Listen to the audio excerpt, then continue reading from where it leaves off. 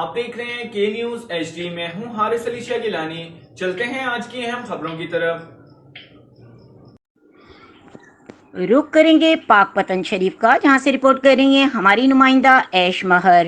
جسے اللہ رکھے اسے کون چکھے، ساہیوال سے پاک پتن بسلسلہ عرس بابا فرید الدین شکر گنج رحمۃ اللہ علیہ کے سلسلے میں ایمرجنسی ڈیوٹی سر انجام دینے والے motor bike squad emergency medical technician Rizwan Adil duty کے سلسلے میں دربار کے قریب موجود تھے کہ چند ماہ کی ایک بچی کو ان کے پاس لایا گیا۔ جب ہارٹ بیٹ اور نبض چیک کی گئی تو ریسکیو اہلکار اندرونی طور پر مایوس ہو گیا، کیونکہ دھڑکن اور نبض زیرو تھی۔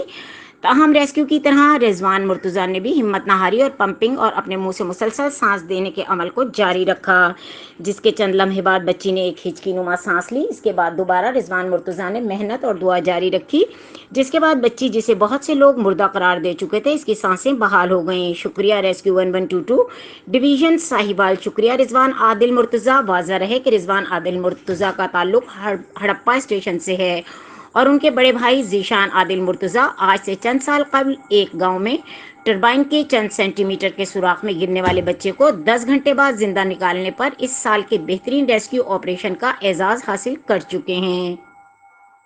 مزید خبروں اور اپڈیٹس کے لیے ہمارے ساتھ رہیے گا، تب تک کے لیے اپنا خیال رکھیے گا۔ اللہ حافظ۔